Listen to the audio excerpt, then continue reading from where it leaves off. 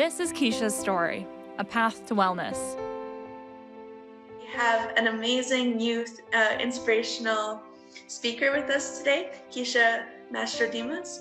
Though you cannot control what happens to you, you can control how you react and deal with it. November 26, 2013 began. I got a text from a lady that I used to babysit for, asking if I could come babysit. About 20 minutes down the road, I noticed something emerging from the ditch. Immediately, I slammed on my brakes.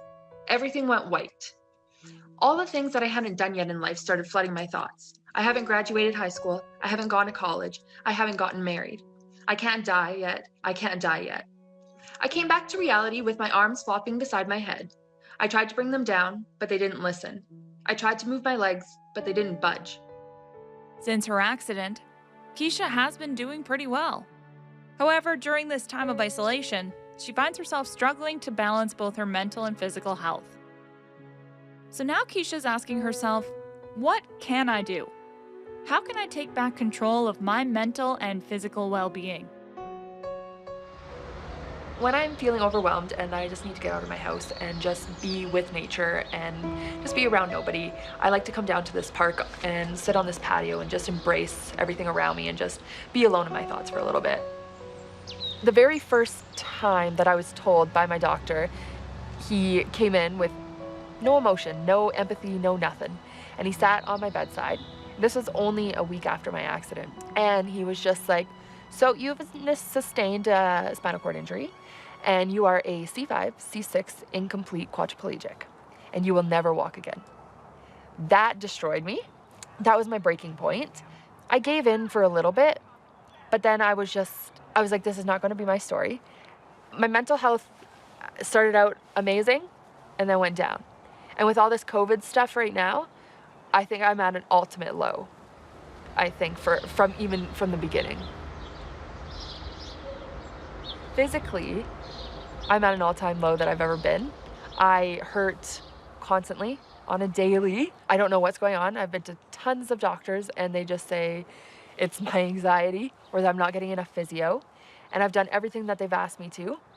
I've had enough of alone time with all this COVID stuff, having to stay home and all of that I want to be by friends. I usually love my life. I love this world. I can't wait to go hang out with people. I can't wait to do things. I can't wait for my future. But at this point, I'm not seeing it. I'm not motivated. Feeling the need to connect, Kiesha heads back to her apartment to call an old friend. So I'm just about to video call my physiotherapist from about 6 years ago, Robin. So I'm excited to see her again. Hi! Hello!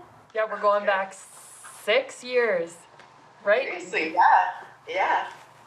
Yeah, when I first met you, you were 2 years post-injury, I think. Does that sound right? Yeah, that would make sense. What did you think of my mental health progression? Did you notice a difference, like when we first started, then, now? I see, similar to what I saw in you, I see in a lot of my long-term clients. They're gung-ho to see changes and make changes, and that lasts often to, sometimes it's the 2-month mark, sometimes even 6 months. People are like, yeah, we're good, we're gonna get her, but that often in long-term situations will start to decline and will start to crash because progress is slow. And I definitely saw that in you, and it's super normal, right? There's hope, and then you kind of get discouraged, and then that hope climbs again. And I would guess, so it's been 4 years since I've been your physio. I bet there's been a lot of those where you're like, it's good, we're golden, look at these progress, and then you're like, but no, I can't do this, and it's still not better. But if you compare to 4 years ago, you're still doing better than you were, right? And then you have that hope again, and then it declines, and that's just super normal. Give it all you got, and then when you don't got it, it's okay. Trust the muscles that you do have and make those strong, okay? But on those days when you're like, oh my gosh, it's been a month and I haven't done it, give yourself the grace to say, okay, well, today's another day. If we just quit because we haven't done it for a while, then we won't get anywhere. But if we give ourselves the grace to say, this was a hard month, or maybe it wasn't a hard month and I don't know why I didn't do it. Who knows, right? But just to pick it back up and keep on with it, keep plugging. I like that. I like that a lot. Bye, girl. See you. Nice to see you. You too. Armed with this reminder that her mental and physical health are tied together, Kiesha books a much-needed neuro-recovery appointment with Ryu in Edmonton and begins to get prepared. I'm gonna look up some videos on my phone to get some new exercise workouts. I want to fix the things that are going on with my body. I want to remain healthy, and I want to remain strong and be able to do the things that I was able to do and have the endurance to do it as well. Oh, I'm sure my mood will change 1,000% too. Right now, with COVID and everything dwelling on me, like my physical deterioration has such a negative impact on my mood right now. Like it's a struggle. So I find once that's out of order, I'll be able to like get back on the road, get back on the high Kiesha that I was, and be able to put 100% into everything else again. Be able to fold my laundry, be able to sweep my floors, be able to do stuff without getting tired so fast. Like right now, I depend on everybody else to do these little things that I know I can do.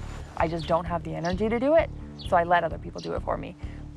And that's fine up to an extent, but I do want to live an independent life. I want to be able to do all these things by myself, and so that'll help me immensely. If I have an appointment at Ryu, I have more of an obligation to go. I like the fact that there's accountability and stuff. I just have to make this a priority, and that's on me. So one of my biggest goals, I guess, right at this point in my journey would be to go hand cycling and be able to do that for a little bit longer than a minute or two. Be able to go for a nice ride. You're watching Kiesha's Story, A Path to Wellness.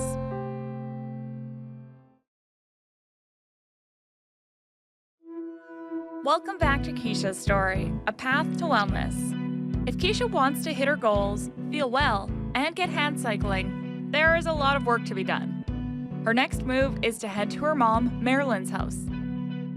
What we're doing here today is me and Mom are going to go through some hotels and see which one's the best deal and which one's the most accessible for our trip to Edmonton, my trip to Edmonton. That's pretty wide. Yeah. That would be good. Okay. Looks like a good location, good price. There's one with stairs right in the room. That would be delightful. No, not that one.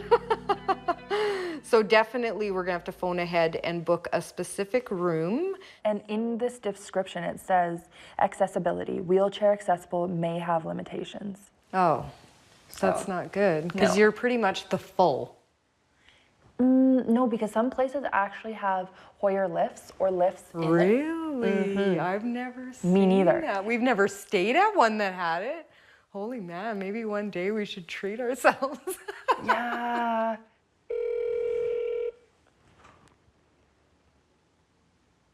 Did you find a better one? Well, it's just saying queen room with 2 queen beds. That's what you're kind of looking for. Yep. So I am in a wheelchair, so I'm going to need an accessible room, a wheelchair accessible room. Do you have access to that information, or should I call the hotel? For that one, let me go ahead and double check for the availability for accessible room, okay?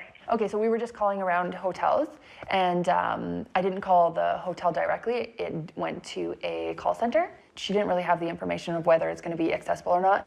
So it's literally just until you get there, you don't know. There will be a degree of unknowing until you actually get there, because they may say whatever they do say, and then when you get there it's always quite different, which it could be for someone who's going when they're not even looking for accessibility. You know, if you book a room, you know, it could be a surprise. I'm just wondering if I could make a reservation. Sure, I can go ahead and do that for you. When are you checking in? April 20th. Oh, and The advisor, they valid credit.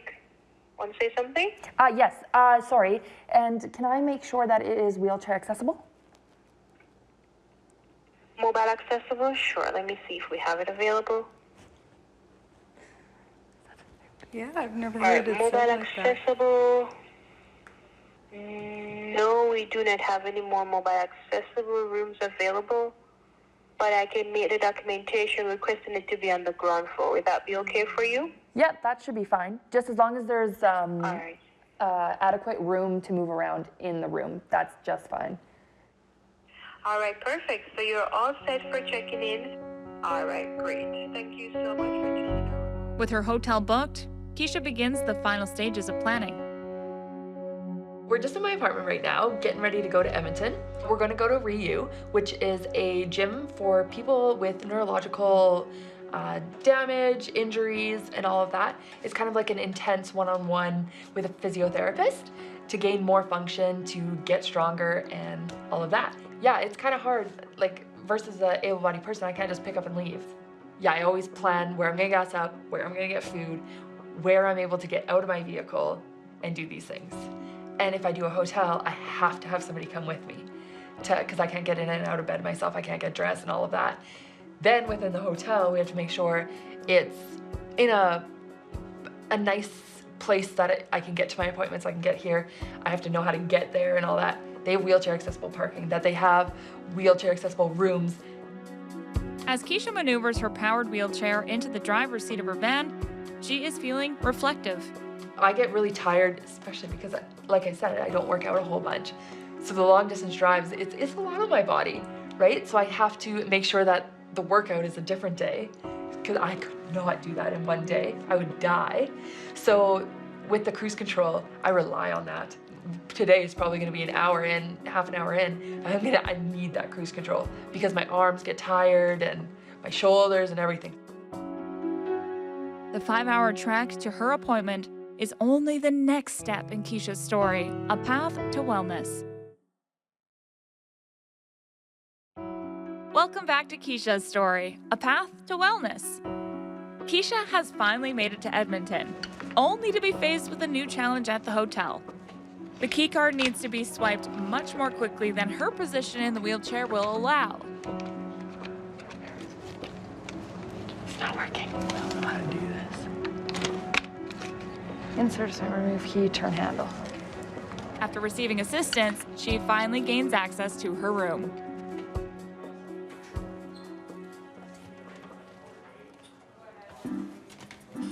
Floor. Oh, this is huge. This is actually wheelchair accessible. Like usually I'm confined to just coming in like right here. And then even this is super, super wide, and even the bathroom, I could go in. It's actually wheelchair accessible. It is amazing, lots and lots of room, very wheelchair accessible. Coming in, they have wheelchair accessible parking spots right up front as well. Okay, so usually when I come into hotel rooms, as soon as I come in the door, I have to leave my chair there. So 90% of my experience with hotel rooms is not accessible at all. I've dealt with it so much disappointment that I just come in with a, yeah, it's gonna suck mind so that I'm not disappointed. But that also helps with this. Today, it was, yeah, now it's just better, my day's better because yeah, I get to actually, so I don't have to stay in the bed the whole time or stay in the front door. So now I can actually maneuver with everybody. So that's really good. I like that. Now that Kiesha is settled, her aunt and cousin come to help her get into bed for the night. Yeah, so usually what we do is we take off this armrest. We'll position my chair snug against the bed so that there's not a chance of me falling. And if something goes wrong, we're stable. Usually if there's two people, we get one person under my knees and one person under my armpits. So hold on, so we do 3, we'll go 1, 2, 3, and then we'll go just do a mini one, and then we gotta go up. How's that sound? Yeah. So 1, 2, 3. Oh yes! Oh, we did it in 1! Look how easy that was! Alright, yay! That was so good. That actually was surprising. I was a little stressed out about it. Yeah. The next morning, Kiesha makes her way to REU for some training and to meet up with another friend and mentor.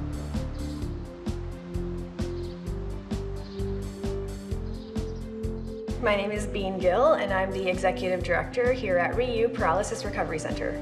So it is a gym-like facility. We have a lot of equipment. Well, it started with me being paralyzed, sustaining my spinal cord injury in July of 2012, and then that kind of put me on my personal road to recovery. Kiesha and I actually became friends over Zoom. So spinal cord injury started the Alberta Wheel Girls Zoom group where we talk every week, and Kiesha joined in, and so our friendship kind of grew and built.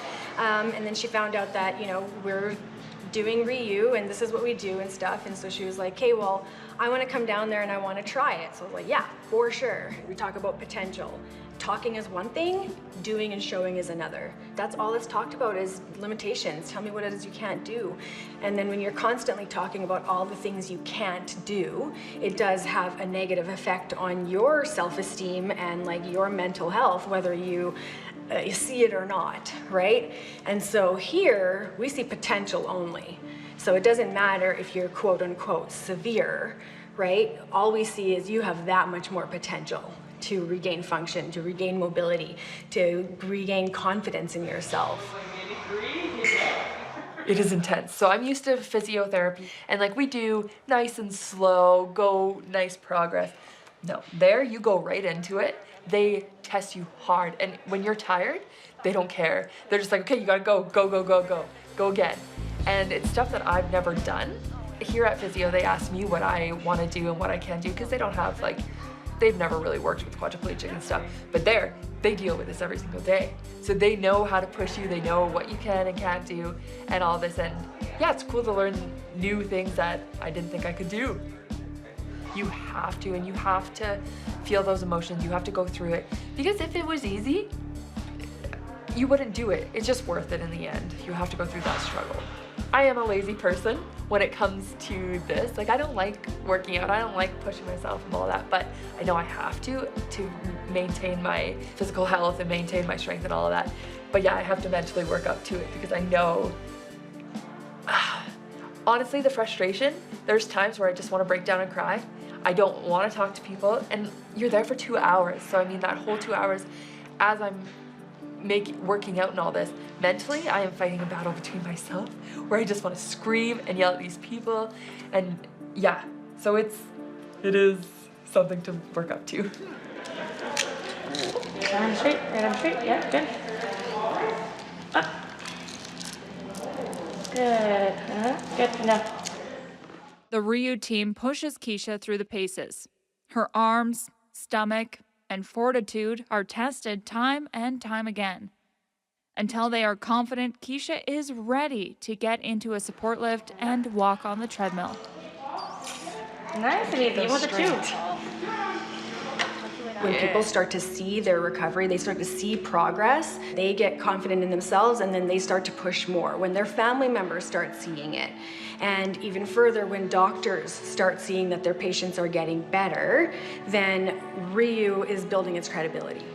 When we believe in people, they believe in themselves. And we've had a number of clients come to us and say, thank you for treating me like a human. And that breaks my heart because I know how they're being treated out there because I was treated the same way too. I could not even expected it to go better. I definitely thought I was gonna be way more tired, wouldn't be able to do certain things that she actually got me to do. And yeah, I thought I would get frustrated a lot more. But yeah, I thought I would have been way, way weaker. The walking, how long I could do it, the standing, how long I could do it, because usually the last time that we tried to do it, I couldn't stand that long because my feet were just getting, it has to be like literally the perfect setup, or else they just get frustrated, like my feet, and they spasm and then they hurt, so then we can't do it. So that was amazing. For me, walking isn't like the end goal. Like there's other things in the middle that are things that are higher on my priority list, but it's cool to see, and I like how they have the mirror. It's like a different person. It's just different to see me walking rather than sitting in a chair. It's been exactly what I needed at this moment. It's lifted me up out of this whole trip, I haven't even thought about my problems, my issues, my depression, everything that I was going through, like being down like that. No, this has brought me right up. This has been absolutely amazing. Every aspect, it's just been so fun. With this rediscovered confidence, Kiesha is ready to head back home and tackle one of her big goals. We will be back with Kiesha's story, A Path to Wellness. We are back to join Kiesha's story, A Path to Wellness. Kiesha is trying something new. We are going along a park path with trees around us, and we are hand cycling today. So I did have a preconceived idea. I did have a fear that I wasn't going to be able to withstand it, and I figured that my back might give out. So I was like, okay, I'm going to go into this just thinking the worst, just so that I won't be disappointed in the end. And yeah, I blew my expectations out of the water. I was able to withstand it. I feel good. I feel free. I feel different. And I think we went twice down the path. And even literally it took maybe a minute, a little bit less. But yeah, it was a lot on my arms. And when we were picking up speed there, I just felt independent. I felt, yeah, I can still do this. And yeah, the wind in my hair and like the stuff beside me, yeah, it was really nice.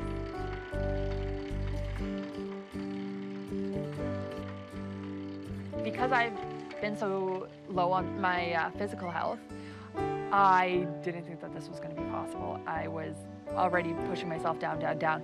And so this, same with the Ryu, I didn't think I'd be able to do that really fast. And yeah, it just builds your confidence and you're just like, okay, I can do this.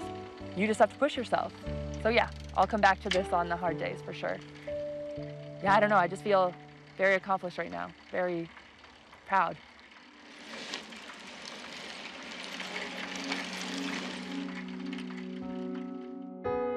Back at her apartment, Kiesha is reflecting on how this journey is coming so far. 100%, I do feel like I choose my future, and I have the ability and potential to choose that future. Whether there's obstacles in the way of that, I can choose how I deal with that, and if I'm gonna let them overcome my potential. So you know what, I'm gonna be honest with you, playing those video games, it's the same thing with school. So I would have, when I play the video games, I usually have some friends over. It's people that we've just met or people that I've known for a while. The fact, and I pushed myself hard, I practiced lots.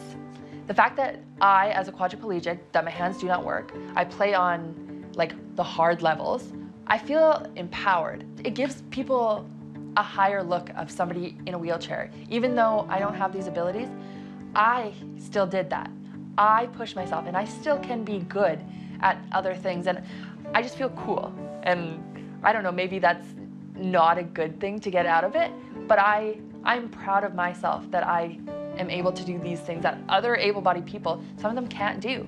And that, I don't know, I love it all. And I think my hardworking, egotistical, it all goes into that too. And I think that's why I like it so much. As Kiesha settles back into her routine, she is very aware there are a lot more challenges ahead. Independence never comes easily. So I've lived in Grand Prairie and the area since I've been born. Everything that goes on, everybody knows about. Everybody knows everybody, or if you don't know somebody, you know somebody that knows somebody. I've gone to school in this area. I've grown up my entire life here. I got in the car accident, the tragic car accident. So lots and lots of people heard about that. So when I go out grocery shopping, going shopping, whatever I'm doing, I've run into at least like 10 people I know. So you have to stop, talk to them, which is awesome. I love talking to people, but some days you just want to be incognito. You just want to get your shopping done, go home and not talk to people.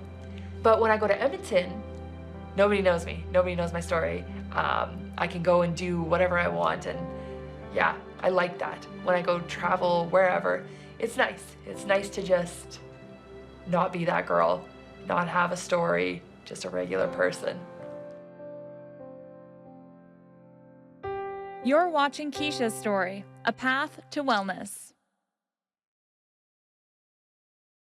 We reconnect with Kiesha's story, A Path to Wellness. As Kiesha continues down her own path to wellness, she remains committed to her advocacy work.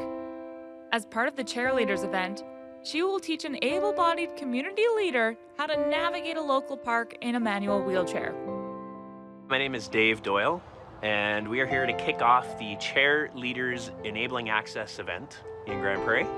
As an able-bodied person, you're gonna notice stuff that you've never noticed before, and you will never be able to forget.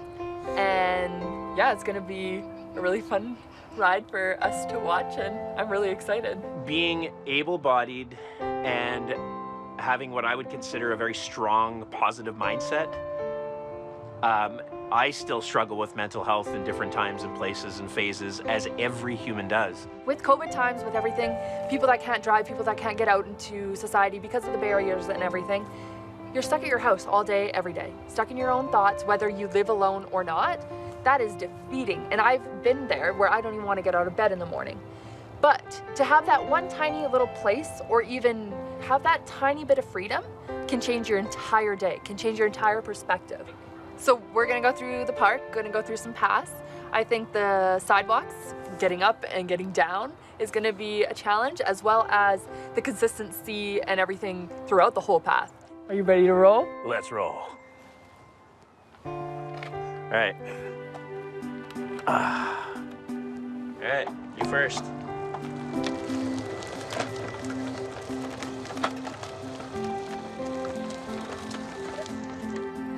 Going that way? Haha, you have to go confident. Too much of it. No, but yeah, that is a significant little bump. Where are you gonna, here, wait, let me go in front so I can watch you.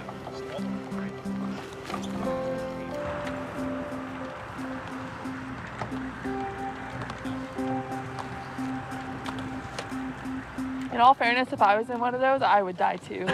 I get the luxury of this. Yeah, how's your arms? Not bad at all.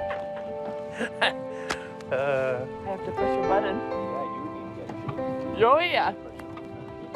Okay. Okay, so we went through some fun times, some fun little adventures with the sidewalks and everything. What did you think? You know, you have an idea of it, but like you said at the beginning, once you see that every tiny little crack and every little pebble and every little detail is literally an obstacle in your way, it's not even just a speed bump, it can be like it feels like a boulder. Going down off the sidewalk, not on a curve, but even on the runoff, those runoffs are rough.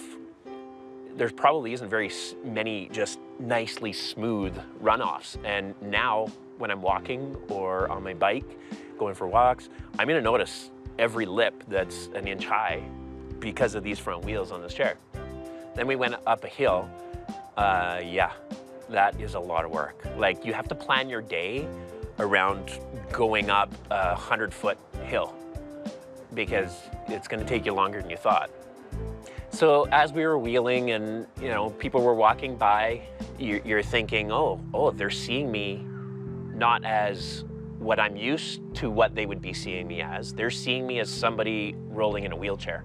So you know how we went through all these physical barriers today, like with this? That's a mental barrier that we go through that that doesn't want us to leave the house. Like that's the struggle too, is that we don't like that feeling either. And those thoughts go through our mind as well, in that, what are they thinking about us? Like, they're feeling sorry for us, that we need help and all this. So that is another thing that keeps us secluded. And yeah, and I can see it being highlighted as well, where you almost overcompensate when you're in the chair. So somebody's walking by you, or a family, or there's little kids, and they're looking extra. Normally, if I was just walking down the street, I might, give a little smile or quickly say hi. But in the chair, it's almost like you have to do more to make them feel better or something, right? It's like, oh, hi, and you just have to raise the level a little bit. So that's interesting. And I never even thought of that until you just mentioned that just now. And I never thought of that. And I totally felt that. So that was kind of cool. Yeah, I never even thought of that until you just said that. But we definitely do overcompensate.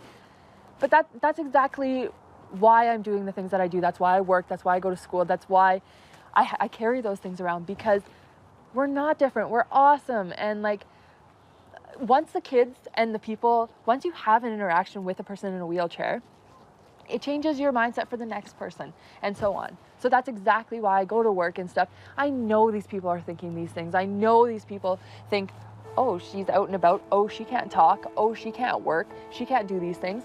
So yeah, I overcompensate 1000% to prove them wrong, to show them, okay, yes, we're still human beings, and yes, actually we can still do stuff, and sometimes even better than you. So yeah, overcompensate to get them on your ground, to get them open up to you.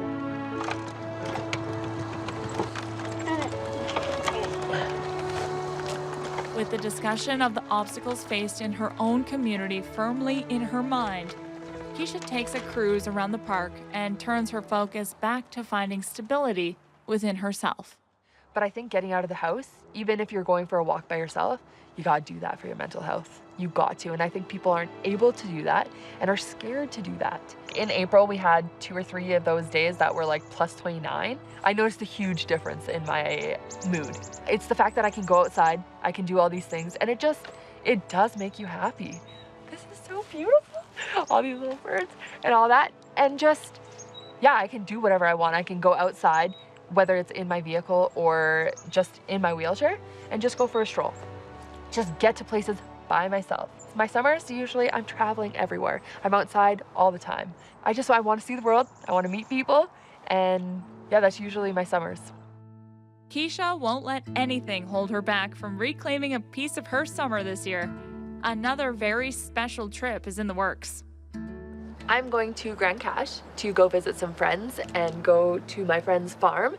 And then also we're gonna hit up Sulphur Gates to go do some sightseeing and just to get out of Grand Prairie for a little bit, go to a new world and forget about the problems here and just some freedom, get away from here.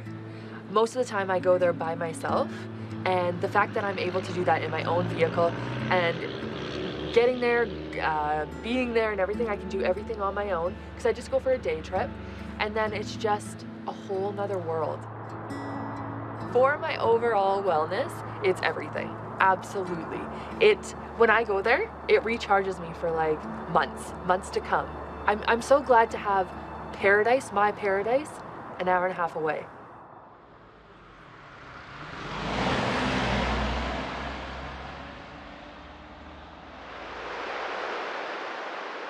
Arriving at Sulphur Gates, Kiesha is not only surrounded by beautiful scenery, but joined by a friend she met at a speaking engagement. Okay, so we are at Sulphur Gates in Grand Cache. It is one of the most beautiful lookouts that I've ever seen. We have mountain scenery, river valley down there, and we're on a trail that's surrounded by trees. So my name is Andy. I have known Kiesha for probably 5 years. It just sometimes doing the job that we do as first responders, you just need that little bit of light, right? So our job is not easy sometimes. So relationships in a positive manner are always something that's 100% welcome. In my hard times, in my down times, that's what keeps me going, is I remember, okay, you're doing it for this person. You helped these many people see this. You got to keep going. You have to do it for the next person, for the next person. And yeah, I've heard that one a couple times from first responders, that they don't get to see the other side of it. And I think that's so important to give you guys confirmation in that you are doing an amazing job. You are saving lives. And it's nice to see that, again, I guess the complete picture you were saying.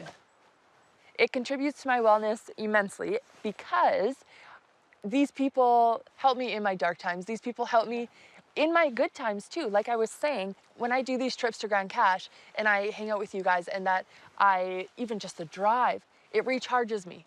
And I'm good for a long time because I come back to these moments. I would say that Kiesha and I have a relationship where if her mental health is off, she could talk to me, and I would say that I could talk to her. And I think that's really important when it comes to, I guess you would call it survivor and, I don't know, even first responder type thing. So, I don't know, mental health is super important, and I think just her coming up and visiting always creates a good balance for both of us. We don't really talk about this kind of stuff. This is like really It's kind of like swept under the rug, but at the same time, it's not. Yeah. You know it, but we just don't talk about it. It's very not common that I can see a beautiful view. I can enjoy nature with actually being so close to the road too. Like even with my phobias, which isn't an accessibility thing, I don't like going places where there could be animals or dangers and all that. But the fact that I can come here like any other person, and it does not need to be changed or accommodated, I don't have to do anything special, is huge. And I can just come here, read a book, just take it in, and everybody needs that. Everybody needs that, whether you're in a wheelchair or not, you have a disability, for your mental health. Like this, being here for 5 minutes can take away so much stress and just, oh, yeah. So it's very important and very, very appreciated that I can come here. Because this is basically my backyard, and it's how I come out and how I get rid of stress too, right? So, yeah. It's your getaway too. It's my getaway, yeah. Yeah. After her visit with Andy, Kiesha heads over to one of her favorite places in the world, her friend Mel's ranch. We have tons and tons of pasture around us, and we've got a whole bunch of different kinds of animals around us as well. And in the background, we have mountains surrounding us. Kiesha's family. Like you were family, right? You have a good group of friends here, and she was never really a guest here. You just kind of, she fit in right away. So since I was young, my grandpa always had me around horses. I did competitions, I did all of that. Like, even when I come out here with Mel, like, even if I'm not riding, just being around them is healing. I thought I had to give that up forever. So the fact that I could get that back and just, oh man. And that's what I love about Kiesha's attitude towards everything, is there's not a lot of fear. Sometimes you should be afraid, a little bit more afraid, but there's no fear. So when she wanted to try getting back on a horse, we just figured it out, and there was never I'm afraid or anything like that. It was just let's just do it. Let's just do it. I've never seen you as like fragile ever. I think that makes all the difference. All the difference. To be on a horse again, I got a piece of myself back. When I'm on the horse, you can't tell that I'm in a wheelchair. Like, it's so freeing, and it's just beyond words. Got on that horse, and then it was like, and it was so beautiful. It was one of the most beautiful things I've ever seen on a horse, because there was a moment where there was no wheelchair, there was no nothing, there was just peace. So I got really emotional in the background. You didn't see that. People have all kinds of traumatic experiences. They have all kinds of life-changing things that happened. And what Kiesha showed people from all over was that horses can help you make those steps to overcome. So when you overcome a fear, when you overcome a struggle, horses are baby steppers. And so one little step, one little struggle shows a person that they can do something else. They can overcome something else. And if you embrace a horse like Kiesha did and have that mutual playing field, that mutual level, a horse can show you a lot of things. You're showing everyone that we should approach life and approach circumstances not judgmental, right? You have that about you. You have the same feel as a horse does, and you're facing the world the way that a horse faces the world. Don't you understand that? I love that. Yeah. I love that so You're just a horse, Kiesha. I love that so much. But that's how I think of you. I think that you're helping, just like the horse helped you, you're helping everyone learn that to approach life without judgment. You're teaching us to overcome like huge obstacles and circumstances. And so, I don't know, that's what I think of you. I like that. I like that a lot. And it's hard to see that as like a insider. Like, it's really, really nice and cool to see the outsider's perspective. So thank you. It makes my life so much more. It makes what I do so much more, and like that it is making a difference, that it is being known and recognized, the things that I'm trying to do, the things that I want to do. I like that a lot. And like horses have been in my life and been so special to me and helped me overcome the hardest struggles that I've ever had to face, and helped me overcome feelings that I didn't know how to deal with. So I'm so happy that I could do that for other people. That's literally life-changing. As her planned road trips come to an end, Kiesha is reflecting on how to move forward and ensure she stays on this path to wellness. I started a grateful journal. Every time I would write in that grateful journal, it changed my perspective on the day. Because I'd always write it at the end of the day, so I would always go to bed feeling happy and grateful of what the things that I did that day. So coming back to those and reading those in COVID times has helped me immensely. Like, there was some that said, I am grateful for having the chance and ability and opportunity to travel wherever I want in the world, to choose to leave my house and do whatever I want in a day. I was just like, I lived. I had that chance. I was grateful at that time. So it made me appreciate it a hell of a lot more now. It changes your perspective. It changes your mindset on the whole COVID situation, that you're, okay, focus on the good, even though that there is some bad. So right now, I think I'm above where I was at my lowest. I'm not where I want to be. I'm not the happiest I've ever been, but I'm making my way, and I think I'm coming out of it, just being around people. I think it's changing minuscule every single day. When I was talking to Robin, I loved how she put it, because that's exactly how it is. So you kind of go up, and notice all these super good changes. You get super excited, but then you kind of lose focus.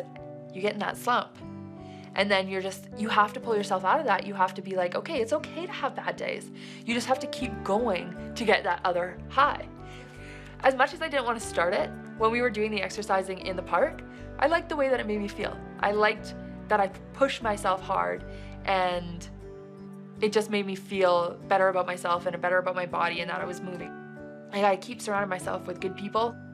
I want to keep doing my hobbies. I want to keep doing the things that bring me joy. And then I want to keep spreading my story, hearing that feedback, and meeting these people that I would have never met without it. I'm so excited to see where that's gonna go.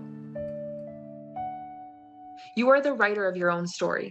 Do not let someone else write it for you. I have built and surrounded myself with a beautiful, joy-filled life. I may not like my life every day, but I assure you, I do most days, and that's enough for me. I hope I have been able to show you how you can change your life. It starts by changing your perspective and choosing to keep going. To summarize and repeat the theme of my message, even though you don't choose what happens to you, you do choose how it affects you. Choose wisely. Thank you. Director Mariah Braun. Produced by Mariah Braun and Rue Jones. Executive producer, Wendy Hyman. Written by Mariah Braun and Rue Jones. Cinematographer, David McGregor. Narration, Justine Kelsey. Story editing, Wendy Hyman. Editor, David McGregor. Sound mix and master, Ian Armstrong. Camera and sound operators, Cody Flynn and Jared Matlock. Composer, Jeffrey Zilke. Special thanks to Eco Medical Equipment, the citizens of Victor Lake, the City of Grand Prairie Accessibility Advisory Committee, Integrated Described Video Specialist, Ron Rickford, Content Development Specialist, Jim Crisco, Coordinating Producer, Jennifer Johnson, Director Production, Karen Nye, Director Programming, Brian Perdue, VP Content Development and Programming, John Melville, President and CEO, David Arrington. Copyright 2021, Accessible Media, Inc.